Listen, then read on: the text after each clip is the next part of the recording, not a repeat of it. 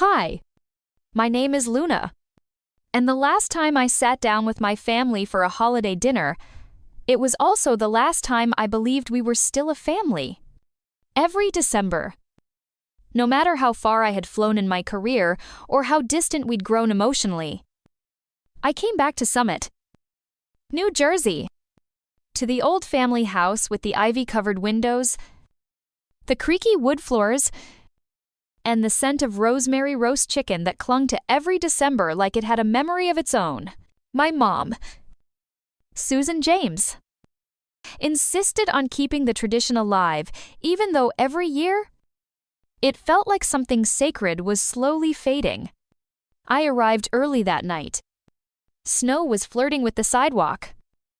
Not sticking yet, but threatening to. The porch light flickered overhead like it couldn't decide whether to work or retire. I knocked out of habit. But the door opened before I could even lower my hand. Ashley stood there, smiling, but not the kind of smile that reached the eyes. No. This one felt painted on like something out of a commercial where no one actually likes each other. "You're early," she said, standing just close enough to block the door for a second too long.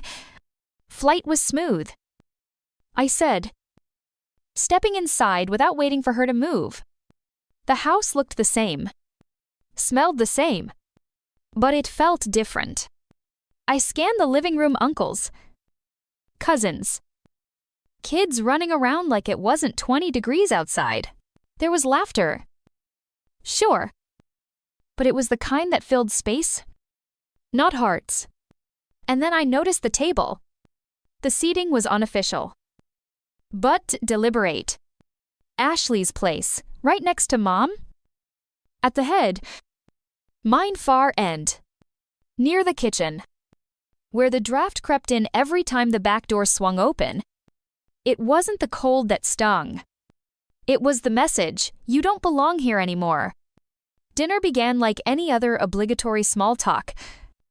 Questions about work, I answered vaguely. I had learned the hard way. Anything I shared here could and would be used against me in gossip. Then Ashley cleared her throat. Everyone stopped. Forks paused midair. Wine glass hovered like question marks.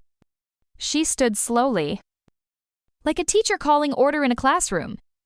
She held a stack of paper in her hands. "I wasn't going to bring this up tonight," she began. "Ali."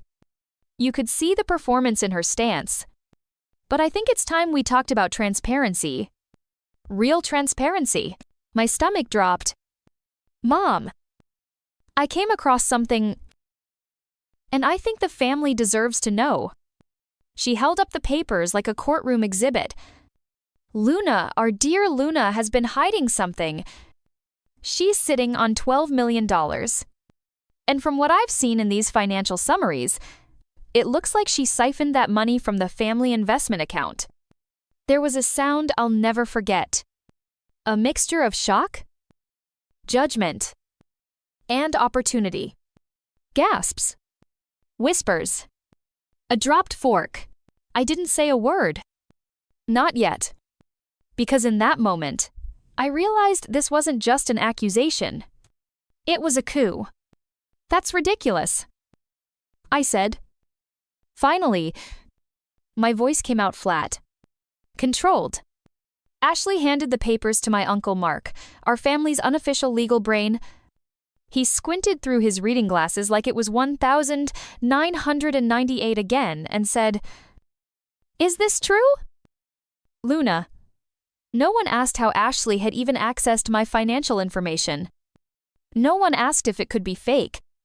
My mother didn't look at me." She stared down at the salt shaker.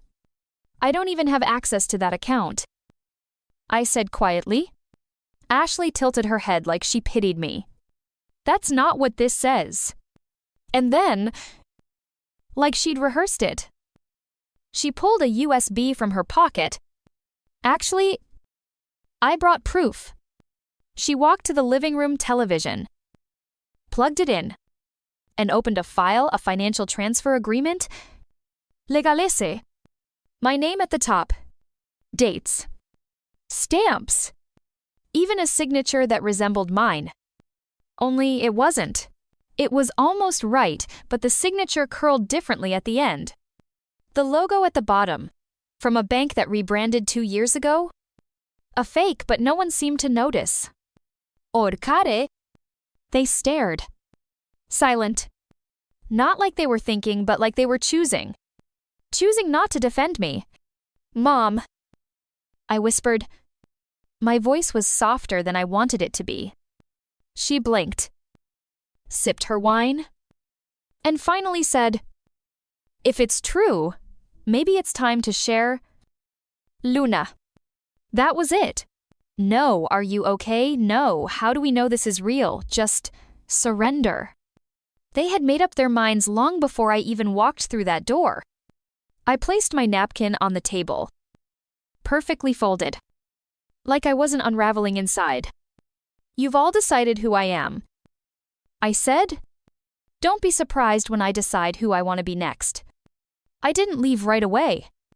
But I wish I had, because what came next wasn't just betrayal. It was confirmation that I had never really been with them. I had just been among them. And there's a difference. One you don't forget once you felt it. After the last word left my lips, don't be surprised when I decide who I want to be next. The room just sat there. Like a scene paused in a movie. No one moved. No one said a thing.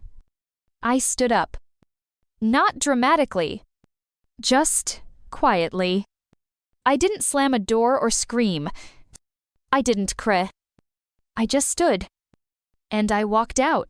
The back door creaked when I opened it. The kind of creak that usually makes someone shout. Close that. You're letting the heat out, but this time, no one cared if I left it open. Outside, the cold bit into me like it had been waiting. The porch was slick with frost. I wrapped my arms across my chest and leaned against the railing. My breath curled in the air like smoke signals from someone stranded on an island. I stared out into the backyard, the swing set. The bare trees. The garden beds now empty and forgotten. It all looked the same. But I didn't feel the same. And I waited. I waited for someone to follow me. Mom. Ashley. Uncle Mark. Anyone. Just a single footstep. Just one creak of the door. Just a voice saying, "Hey, can we talk?" But nothing. The house behind me, warm and glowing from within, stayed completely still. Silent. You don't walk away from a dinner table like that unless part of you hopes someone comes after you. I think we all hope for that in moments like these. Someone to say, "Wait, I know who you really are." But no one came. The silence wasn't confusion. It wasn't even shock. It was confirmation. They'd made their choice. And it wasn't me. I sat down on the top porch step. The wood was cold through my jeans. I could hear faint laughter from inside. Forks clinking. More wine being poured. Had they really gone back to eating? A gust of wind blew my hair across my face. I let it stay there. Somehow. The mess felt honest. My fingers trembled not from the cold, but from something deeper, the kind of shake you get when your soul starts rewriting its story and your body hasn't caught up yet. I looked back at the door. Still closed. And that's when it hit me. Silence isn't neutral. Silence is a verdict.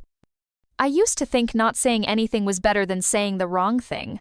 That being quiet made you mature, graceful, dignified. But now I saw silence for what it really was. Permission. Their silence gave Ashley permission to lie.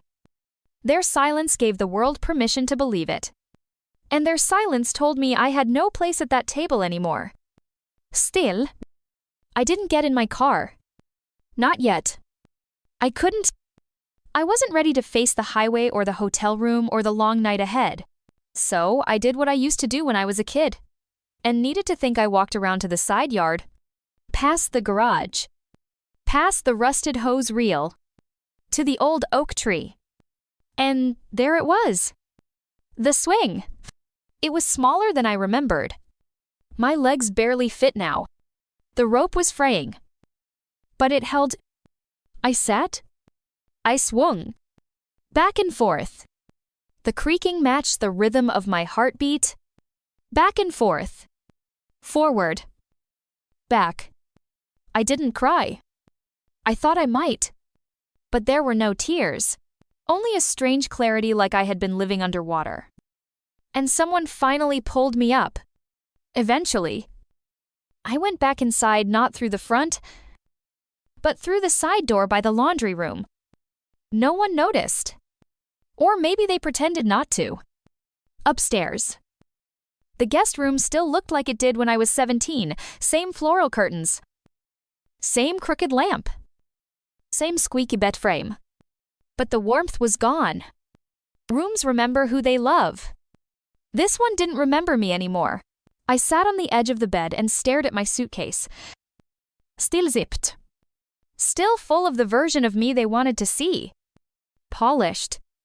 Silent. Safe. I lay back and stared at the ceiling. Where my glow-in-the-dark stars used to be. They were gone now. Painted over. I closed my eyes and whispered to the room. I don't think I'm coming back here again. The next morning, I found Mom in the kitchen. She was stirring instant coffee with a plastic spoon. Even though there was a French press sitting 2 feet away, she didn't look at me when I walked in. I poured my own cup. Sat down. Silence again. Until I said, "You knew it wasn't true." She kept stirring. "You still said what you said." Finally, she looked up. "You've always been independent. Luna. You don't need defending." My hands tightened around the mug. "So, staying quiet while they destroy me, that's independence now." She folded the newspaper and pushed it aside. "I'm too old for this drama. It always comes back to money." I stared at her. It wasn't about money until Ashley made it about money. She stood up, carried her mug to the sink. And just like that, she changed the subject. Started talking about the neighbor's new car. Like none of it ever happened. I drove back to Austin before noon. No music. No podcasts. Just the hum of tires on the road and the echo of that porch silence. Still ringing in my bones. 3 days after the dinner, the video went viral. Ashley had posted it the same night edited. Filtered. Captioned with just enough vague family heartbreak to bait the algorithm. A clip of her standing up during dinner. Holding those fake documents, her voice trembling just enough to seem vulnerable. She'd added dramatic music. She knew what she was doing. The caption read, "Sometimes the truth hurts, but silence hurts more." Number family transparency, number hard truths. It was short, cinematic, and completely out of context. Within 48 hours, it had over 600 blank. 0 views. People I didn't know were debating my character in comment sections. She looks guilty. Another rich woman caught red-handed. Props to the cousin for speaking up. That couldn't have been easy. They didn't know me. But they thought they did. Because Ashley told them who I was, and I hadn't said anything to correct her. I stared at the screen in my apartment in Austin. Blinds still down. Lights still off. I hadn't eaten in 2 days. The weight wasn't just in my chest, it was in my legs. My spine. My hands. Like my whole body was a question mark. I didn't feel rage. Not yet. I felt something worse. Contaminación. It wasn't just my name, she dragged through the mud. It was my integrity. My work. My future. I was no longer a private person who had built her company from scratch. Now I was a story. A cautionary tale. A trending topic. My phone buzzed non-stop, lighting up the room like lightning bolts. Clients, colleagues, friends, investors. Some texts were concerned. Others were cold. But most of them didn't ask if it was true. They asked if I had a statement. And I didn't. Because what do you say when your whole life has been reduced to a 90-second montage set to sad piano music at the office? I felt it before I stepped off the elevator. Brianna, my assistant. I didn't greet me with her usual bright-eyed hey, boss. Instead, she gave me a tight-lipped nod and a clipboard. Her eyes didn't quite meet mine. The walk to my office felt longer than usual. Or maybe I was just slower. There was a sticky note on my desk. Greg from Equinox Capital wants to reschedule. Says it's urgent. Another note. Shelley from Redwood paused the Q4 proposal. Pending clarification. I sank into my chair. Clarification. What they really meant was, we're waiting to see if you survive this. I opened my inbox. 37 unread messages. 7 flagged urgent. 1 from a vendor that simply read, "We're sorry. Luna. We can't be associated with this kind of thing." This kind of thing? What kind of thing? Exactly. Having a family member who lies, having enemies with Instagram accounts, being too quiet for too long. Brianna knocked gently on the glass wall. Hey, she said. Voice low. I don't mean to pry. But is it true? I looked up at her. This girl had cried in my office after her breakup. We once shared cake on her birthday and laughed about terrible exes. Now she couldn't look me in the eye. I didn't answer her question. Instead, I said, "Can you forward me today's calendar?" She hesitated, then nodded. That was the day I realized something that still echoes inside me. The truth doesn't matter when you're too quiet. Silence doesn't protect you. It erases you. I opened my notebook that night and wrote one sentence. If they want war, they'll get it, but I'll fight in my way. I didn't know what that meant yet. But I knew this. I wasn't going to play the villain in a story someone else was writing. The next morning, I woke up early. Not because I wanted to, but because I couldn't sleep. My body felt like it had been sleeping for years, and only now remembered how to wake up. Outside, Austin was wrapped in a gray stillness. Fog clung to the skyline like secrets. I made coffee. Out of ritual. Not need. I sat at the kitchen table, where unopened mail had been piling up since Thanksgiving. Junk ads. Utility statements. Magazines I never subscribed to. And then, near the bottom, I found it. A yellowed envelope, addressed in my handwriting. No return address. Just a faded stamp from 3 years ago. I opened it slowly. My hands trembled. Inside was a receipt. A mortgage payoff confirmation. For my mother's house. I had mailed it myself. Quietly. Privately. Wrapped in a napkin. Because it felt too sacred for just a stamp and a staple. Ashley had called me back then. Sobbing. Said Mom was behind. Said she didn't want anyone else to know. I wired the money. New questions asked. But under one condition, let Mom think it came from you. She had said. It'll hurt her pride otherwise. I had agreed. And now here I was. Accused of stealing from the same people I'd quietly saved. I looked down at the receipt again. My signature. My date. The bank seal. Proof. Not just of money, but of who I really was. And that's when something in me flipped. No more silence. They wanted transparency. They were about to get it. He sat at me desk. Coffee going cold. Staring at that worn-out mortgage receipt like it was a lifeline. It wasn't just a piece of paper. It was memory. It was truth. In black ink, Quiet, I was there in a world that now insisted I had never been. My laptop was still open from the night before. I pulled it closer and created a new folder on my desktop. Name the ledger inside it. I dropped a scan of the receipt. Then I opened my email. I typed keywords I hadn't let myself face before. Just until next month. Emergency rent. Can you cover this? Emails from Mom. From Ashley. From Uncle Mark. All asking for help. Financial help. Over years. Utilities. Medical bills. Tuition for Ashley's summer program in Italy. Even a down payment on Ben's business idea that never took off. Every time. I had helped. Quietly. Without conditions. Without announcements. Without public gratitude. And now I was the villain.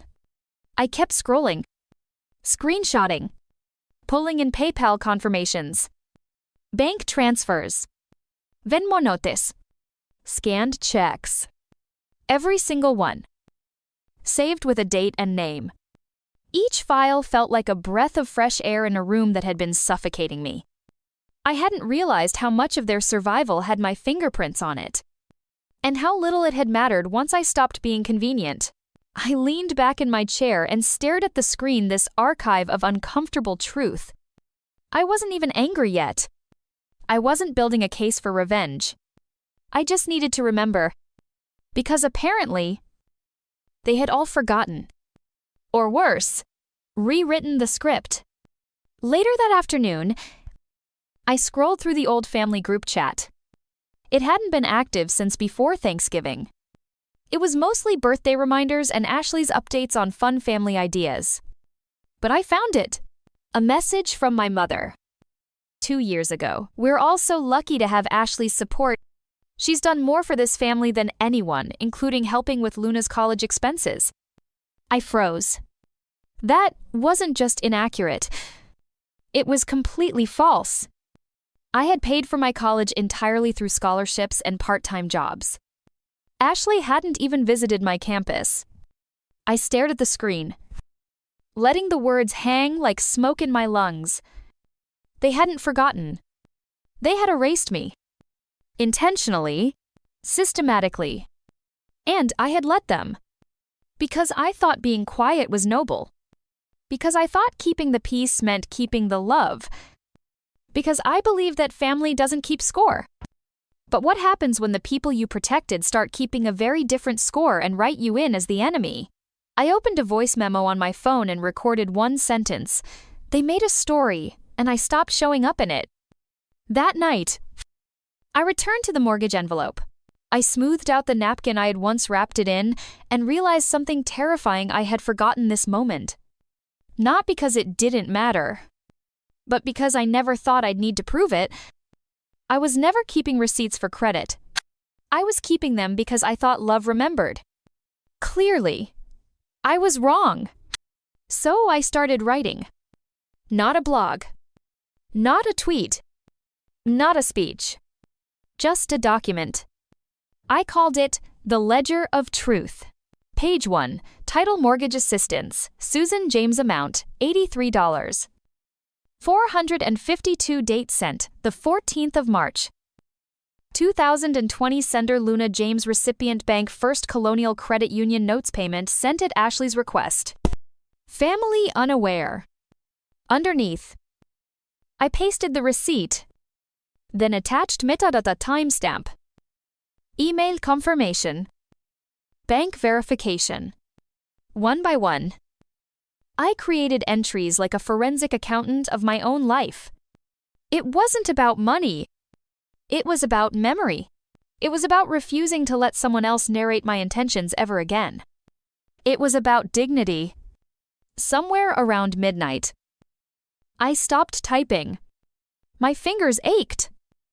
My eyes blurred. But I felt lighter. Not healed. Not whole. But grounded. Like I'd finally drawn a map back to myself. I closed the laptop, got up, and went to the window. Outside, the streets of Austin were silent, À carpast? Headlights washing over my apartment wall like a slow exhale. I whispered into the night. You don't get to write me out anymore. And for the first time in weeks, I slept. Not like a woman running from something, but like a woman getting ready to face everything. 3 days after I started building the ledger, my cousin, Ben, texted me. It was short. Almost too casual. Can we talk? Something's been bothering me since the dinner. We met at a small diner on the edge of Austin. The kind with cracked leather booths and coffee that's been burning on the hot plate since 7 a.m. Ben looked uncomfortable. Like he was carrying a box full of guilt that didn't belong to him. He slid into the booth across from me, eyes scanning the table before he spoke. I found something in my mom's attic, he said, voice low. It used to belong to Ashley. Thought, you should see it. Then, he pulled out a small, weather-worn leather journal. Faded initials embossed on the front A. M. Ashley Monroe. He hesitated. My stomach clenched. My hands tingled. But I opened it. The first few pages were nothing. High school ramblings. Crushes. Homework reminders. But then, somewhere in the middle, in large, loopy teenage handwriting, I read, if I don't find a way to outshine Luna, I'll always be the background cousin. Always. Second place. Always invisible. I kept reading. Entry after entry. Moments I had completely forgotten now reimagined as attacks. She gets straight A's and all anyone does is clap. No one asks how I feel. I hate that she always gets there first. She got that internship in San Francisco. I'm going to find a way to top that. No one will remember her when I'm done. Each line wasn't just envy. It was strategy. Planned. Sharpened. One page literally listed what she called corrective moves, things like claim credit for organizing Aunt Susan's fundraiser, and block her from submitting the TEDx application, say it's already full. And I remembered. Senior year. That scholarship I lost because the paperwork got mailed late? Ashley offered to drop it off for me, said she was heading downtown anyway. I believed her. And the grant never arrived. I thought it was a clerical error. Now I knew it was her. Another page described my startup pitch word-for-word phrasing I'd used while brainstorming aloud in the kitchen. A month later, Ashley submitted something eerily similar for a graduate project. She said it was coincidence. I had believed her then. 2. I was so determined not to be paranoid. So determined to stay above it. To not make waves. And for what? So she could take the silence I gifted her and use it as a ladder I sat in the booth. The journal in my lap. My breath shallow. This wasn't misunderstanding. I whispered. This was premeditated. Ben nodded. Guilty. I didn't know it was this bad. He said. But I always noticed. She was obsessed with outperforming you. Even when you weren't competing. That part struck hard. Because I never was competing. I was just trying to build a life, and they treated me like I was hoarding spotlights they were entitled to. I took the journal home that night and laid it out on my desk next to the receipts. The bank statements. The emails. The ledger wasn't just financial anymore. It was emotional. It was generational. And it had layers I hadn't even known existed. Later, I found Ashley on the back patio of my mother's house. This was days earlier. The night of the dinner. I remembered she was texting Ted, her nails perfectly manicured. That smug calmness still fresh in my mind, so I asked her then, before I left, did you mean what you wrote? About needing to outshine me? She looked up slowly. Didn't flinch. Didn't deny it. She smiled. Soft? Sharp? Cold? You were never really one of us. Luna, you were the add-on. The afterthought? That didn't feel like an insult. It felt like a diagnosis. One they'd all quietly agreed on. Even if no one had ever said it aloud, my mom had walked out behind her during that exchange. She didn't gasp. Didn't offend me. She just looked down at her sleeves and adjusted the cuff like it was a chore. And that was it. The final thread. I didn't say goodbye. I didn't even look back. The door slammed harder than I meant it to. But somehow, it felt right. The drive back to Austin was quiet. Not the quiet of shame or confusion, this was different. It was a silence filled with clarity. Like someone had finally handed me a map to a maze I had been stumbling through for years. And suddenly, every twist and dead end made sense. I wasn't crazy. I wasn't dramatic. I was right. And now I knew the one thing that changed everything. This wasn't about money. It never had been. It was about power. And control. And the fear that someone like me, quiet, hardworking, unapologetically independent, could outgrow the space they tried to trap me in. That night, I opened a second journal. Not the one for numbers. The one for meaning. On the first page, I wrote definitions left side, what they say I am entwettered from and ordered. Right side, who I actually am. The first column stayed empty. The second it began with, the woman they tried to erase. But didn't. The next morning, I didn't wake up to anxiety. I woke up to purpose. There's something sacred about rock bottom. You can't fall anymore. All you can do is rise and choose how. I brewed coffee. This time, not out of routine, but intention. The apartment felt different. Same walls, same furniture. But the air was lighter. I had cleared out the ghosts. Not by exorcising them, but by facing them. The journal Ashley left behind was now tucked in a drawer, not hidden. Not destroyed. Just Fehler under truth. I had cried enough.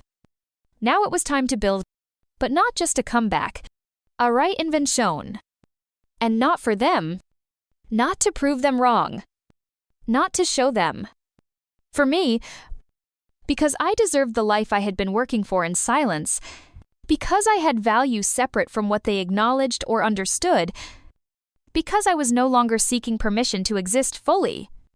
That afternoon, I took a long walk by the Colorado River in Austin. The wind was crisp. The sky. That lazy watercolor blue that only Texas can pull off in winter. Joggers passed. Dogs barked. Life kept moving, and so would I. I stopped at a bench overlooking the water. Pulled out my notebook.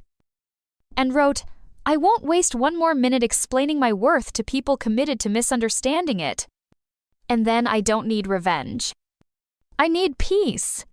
That one stopped me. Because it was true.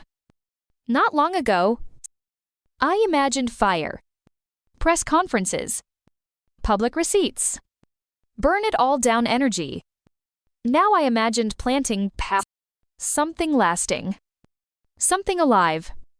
The ledger was done. The archive built. I had the truth, the facts, the story. But I didn't want to weaponize it. I wanted to transform it. And that meant turning away from what had been done to me and focusing on what I would do next. So I opened a blank document and started a new plan. A business I'd been dreaming of quietly for years. A consultancy, not just for corporate strategy, but for women like me, high-achieving women who had spent their lives managing chaos behind closed doors, while still showing up polished in the world. I'd call it Quiet Force. Because that's what we were. Not loud, not aggressive, but unshakable, steady, capable of shaking worlds softly. I mapped out the website structure, the service tiers, The story I'd tell. Not the tragedy, but the rise. Not the scandal, but the fire that wouldn't go out. I reached out to a few clients I trusted. People who knew my work and not the gossip. I told them I was pivoting.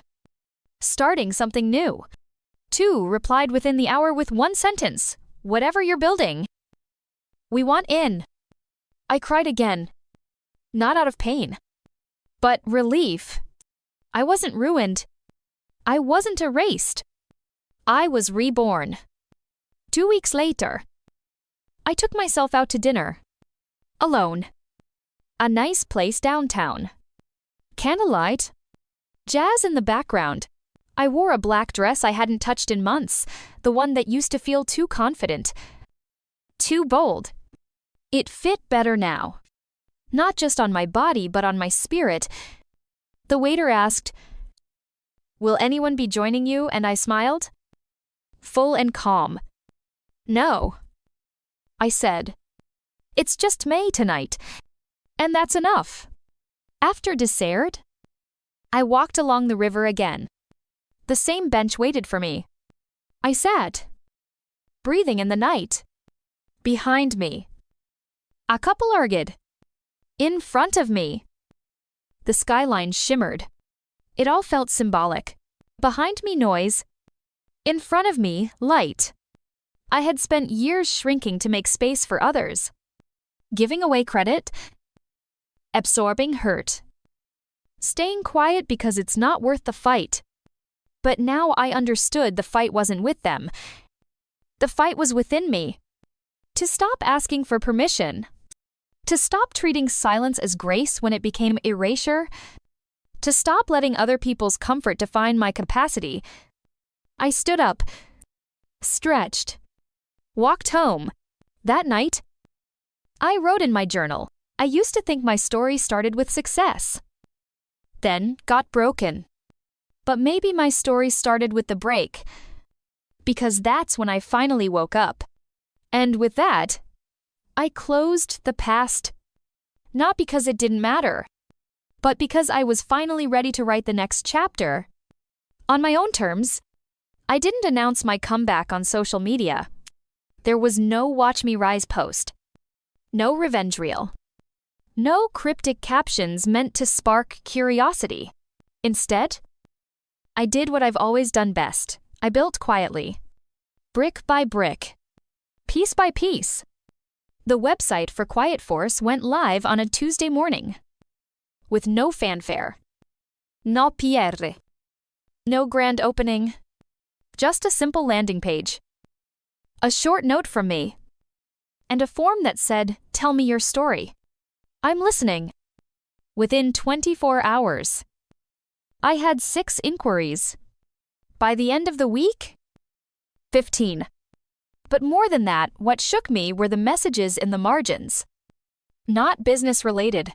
Just women writing things like, "I didn't know anyone else felt this." They erased me too. "Thank you for speaking into the silence." Each one hit like lightning to the chest. Because I thought I had been alone. Turns out, there was an army of us unseen. Unheard. Underestimated. And all we had been waiting for was a signal. I started hosting small, virtual circles every other Sunday. No agenda. No branding. Just a Zoom room with a candle burning in the corner of my screen and an opening question. When was the last time you felt invisible at first? The silence was thick. But then someone would speak, and like a dam cracking story after story would flow. A mother who had paused her career for her family and now felt like she didn't exist outside her kitchen. A brilliant engineer whose team lead took credit for every innovation she introduced. A young black woman in publishing who was told she was too polished to be authentic. And then, they'd ask, "How did you rebuild?" "Luna, how did you start again?" And I'd tell them the truth. I didn't start with a plan. I started with remembering who I was before they convinced me I was too much or not enough. That was always the line that made someone cry. Because so many of us aren't broken, we're buried. Under shame. Under manipulation. under everyone else's expectations. Quiet Force became more than a consultancy. It became a mirror, a movement, a soft revolution, one that didn't scream, but refused to disappear. 2 months after launching, I got an email from a woman named Celeste, mid-40s, C-suite, on paper a success story. But her message began with, "I haven't felt seen in a decade." She booked a session. When we met on Zoom, she didn't even say hello. She just asked, "Is it possible to outgrow people and still grieve them?" I felt my chest tighten, because I knew that feeling intimately. So I nodded and said, "It's not just possible. It's inevitable." She exhaled like she had been holding that breath for years. We talked for 90 minutes. About ambition, family roles, the guilt of succeeding when others feel stuck, the isolation of being the one who made it out only to be punished for it. When we finished, she said, "You didn't just coach me. You witnessed me." And I wrote that down. Witnessed. It became our North Star. Because healing isn't always about fixing. Sometimes it's about finally being seen for the whole of who you are, and not just the parts that make other people comfortable. One quiet evening, I returned to that same riverside bench in Austin. The air was warmer now. Spring was flirting with the city. Everything was blooming, even me. I sat with a new journal, this one not for grief, or evidence, or names, but for dreams. I wrote, "When they took my name out of their mouths, I thought I lost my identity, but really, they freed it. And now, it belongs to me again." Across the water, the lights of the city blinked like they were nodding in agreement. A couple walked by, hand in hand. A child ran past, giggling, chasing her shadow. And I smiled. Not because everything was perfect, but because I finally knew who I was without needing someone else to confirm it. I was Luna. Not the add-on. Not the backup. Not the afterthought. But the author of my story. Of my worth. Of a legacy that didn't need a spotlight to shine. Just space. And now that I had it, I wasn't going back. It had been 7 months since I last saw any of them. 7 months since that dinner. Since the journal. Since the last bitter echo of someone calling me the add-on. I hadn't expected to hear from anyone in that side of the family again, especially not on a Thursday morning. At 9:02 a.m., in the middle of editing a client's leadership blueprint, but there it was a message from my cousin Ben. "Hey Luna. Ashley's getting married next month. Small ceremony. She wanted you to know. She asked if I'd pass along an invite. No pressure. No emotion. Just there." I stared at the screen, not because I didn't know what to feel, but because I knew exactly what I felt. Nothing. And that surprised me more than any anger would have. I didn't feel rage. I didn't feel panic. I didn't feel like setting fire to anything. I felt free. That weekend, I drove out to a retreat I'd booked weeks earlier. A quiet cabin tucked away in the Colorado mountains. Just me, some paper, and silence. But now, the question echoed with every pine needle that crunched beneath my boots. Should I go? Why was I even entertaining it? Maybe to see if I was really healed. Maybe to watch her squirm. Maybe, though, I hated to admit it, just to witness what she'd become without me to compete with. I wrestled with it for days. But on the morning of the RSVP deadline, I looked in the mirror and asked myself, if you saw her again, would she have any power left over you? And the answer surprised me. No. So I sent back one word: attending. The wedding was held in a small vineyard just outside Santa Barbara. Clean. Curated. Picture perfect. Of course. The kind of ceremony where every napkin matched someone's Pinterest board and the vows were printed in gold foil calligraphy. When I arrived, heads turned. I wasn't expecting fanfare, but I could feel the shift in air pressure.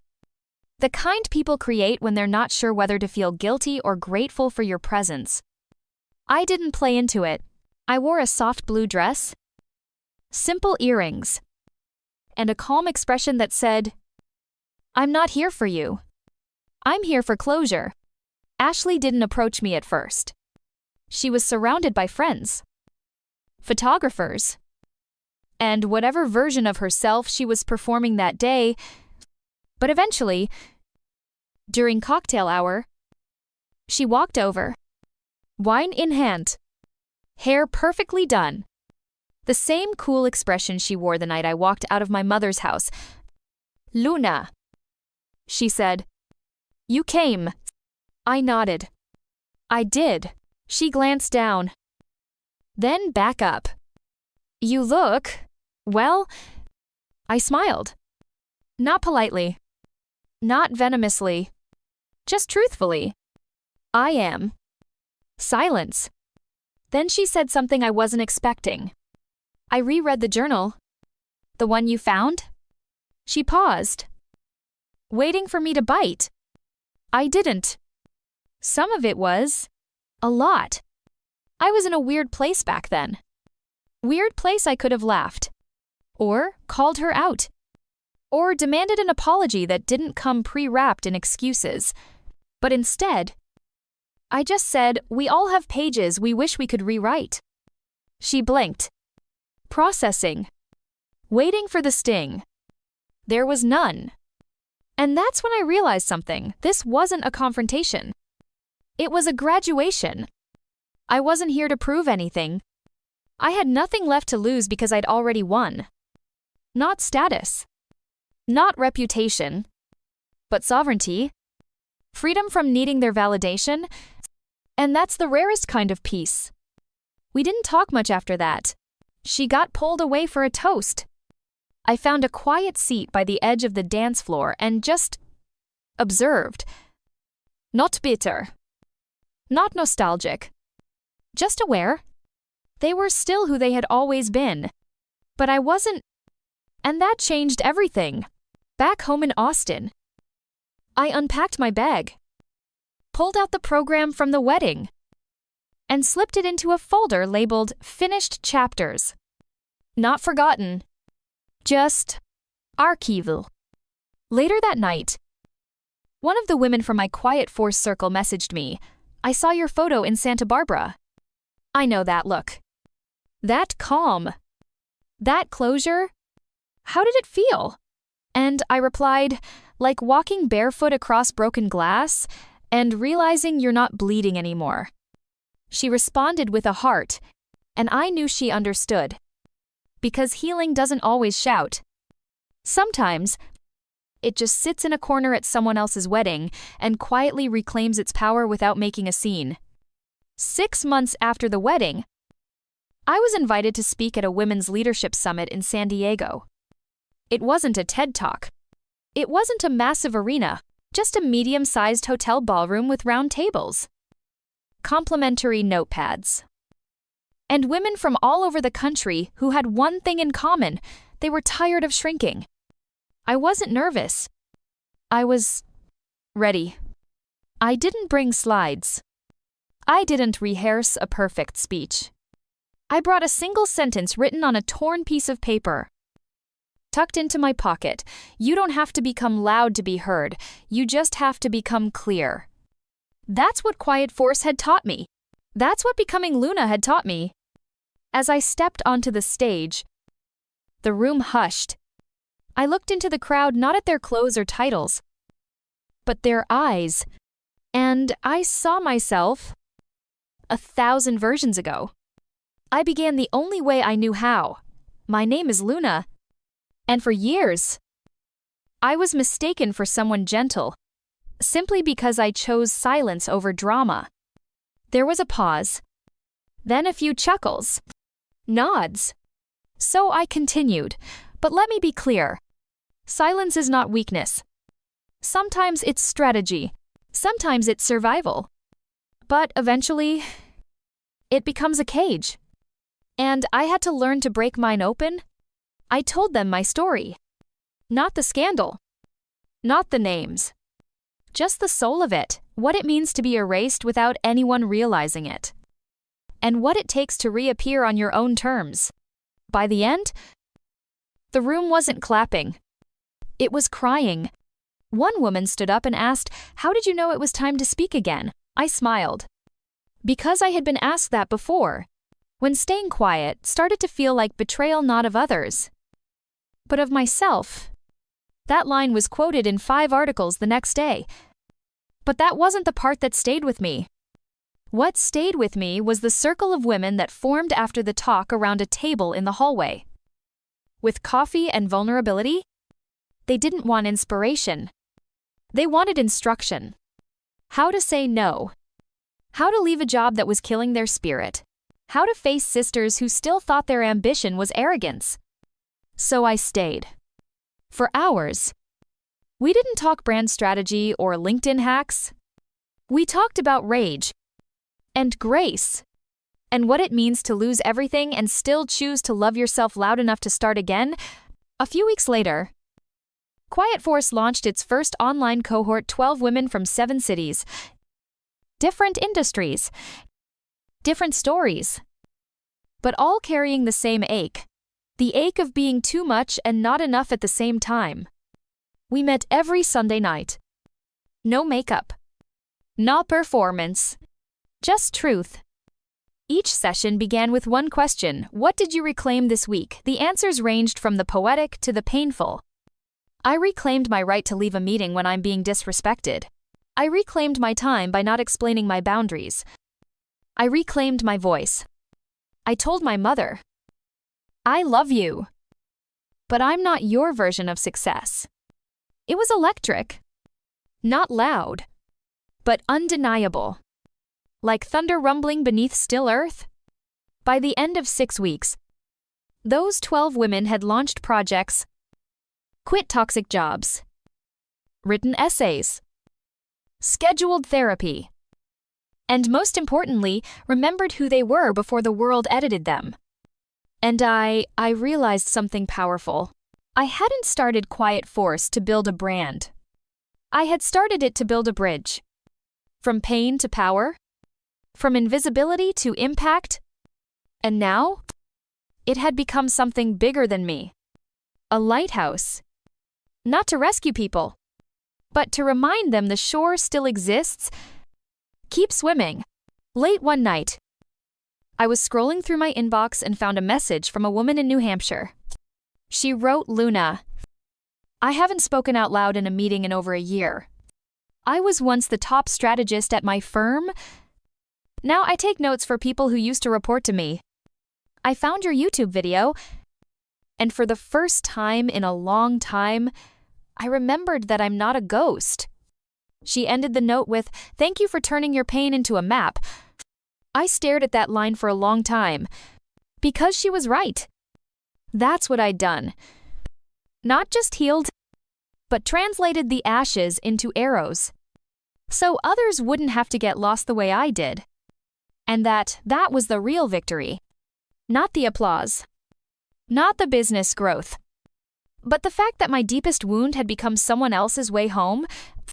A year to the day after Quiet Force launched, I stood in front of a group of 300 women in a sunlit loft in Brooklyn. The air buzzed with something invisible. Not excitement. Not nerves. But recognition. These women didn't come because of a brand. They came because of a feeling. Because somewhere along the way, a phrase, a post, or a whisper from someone who had been in our circles reached them. And it didn't say, "Come be empowered." It said, "You're already powerful." Let's remember. That day, I wasn't a keynote speaker. I wasn't a coach. I was just Luna, a woman who had been broken, rearranged, and reborn without a single blueprint except her own instincts. Before stepping onto the stage, I took a moment for myself, closed my eyes, and whispered, "Let what broke me become a lantern. Let someone find their way through it." Then I walked into the light. I opened with a story, not a rehearsed one, not a soundbite, but a memory. When I was little, I used to think silence was where shame lived. The things we didn't say, the emotions we didn't touch, the names we didn't speak. But I've learned, silence can also be sanctuary. Not the kind that hides, but the kind that heals. I talked about how healing isn't linear. How success doesn't fix the hole in your heart if it was built on approval. How you can be applauded by thousands and still feel invisible in the room that made you. They nodded. They wept. But what moved me most was this moment when I asked, how many of you have ever been the strong one and secretly resented it? Every hand rose. And something cracked open in that space. A release. A remembering. We weren't just professionals. We were daughters. We were dreamers. We were warriors. We were tired. And still we showed up. Not for performance, but for truth. After the talk, a woman named Jordan approached me. Mid-40s. Soft voice. Fierce eyes. She said, "Luna, I've followed your story since the very beginning. From the first journal entry to the Brooklyn stage. I've read every post. Saturday in your virtual circles.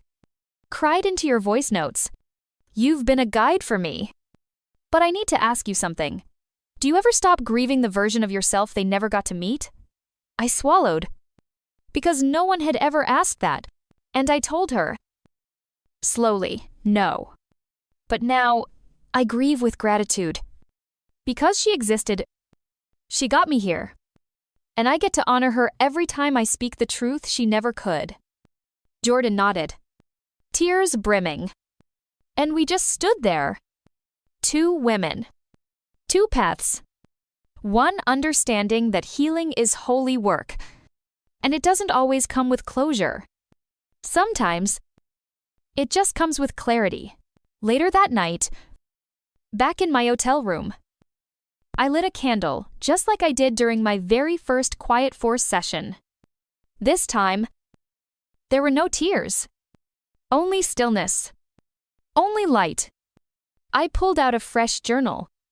Page 1. No pressure. Just presence. I wrote, "You made it." Not back. Forward. Through. And underneath it, they took your name out of their mouths. But you placed it on hearts. As I closed the journal, I smiled. Because I knew this was never about revenge. Or reputation.